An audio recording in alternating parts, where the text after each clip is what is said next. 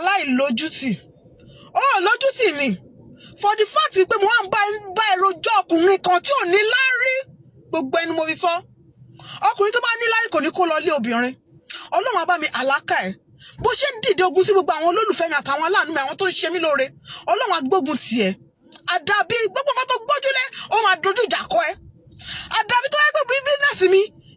kọ́ ni mo fẹ́ẹ̀sì àwọn ọmọ mi kọ́ ni mo fẹ́ẹ̀sì láìfù mi báyìí mi ṣe máa dánú kọ́ ni mo fẹ́ẹ̀sì tí mi ò rí tí ẹ rò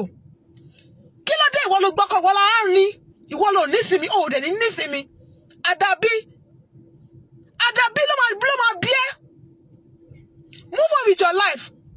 mi ò rí tí yín rò mi ò wá sọ́dọ̀ yín mo tọ́ yín kí ló dé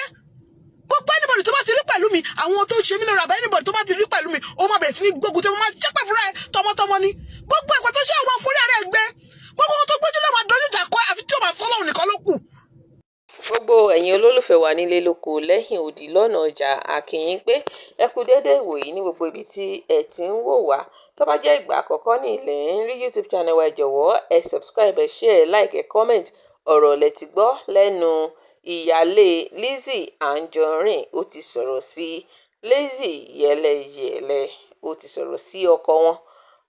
wípé kò lójútì ni tí ó bá ṣe pé ó lójútì ni kò ní kó lọ lé obìnrin ló yẹ kó wá sílé rẹ̀ gẹ́gẹ́ bí ọkọ náà ti sọ rí tẹ́lẹ̀tẹ́lẹ̀ pé Ọlọ́run ò ní jẹ́ kóun rí nǹkan tí òun fi máa kó kúrò ní ilé Lizzy Anjorin o ṣọ́rọ̀ nìyẹn àbí ìsọlẹ́nu gbogbo ẹ̀yin olólùfẹ́ wa ẹ jọ̀wọ́ ẹ like ẹ share ẹ comment ẹ subscribe sórí YouTube channel wa ẹ má gbàgbé láti tẹ aago pupa ẹ̀gbẹ́ rẹ̀ kó ba lè ta yín lólobó nígbà tí àwọn ìròyìn àjàǹbalẹ̀ mìíràn bá jáde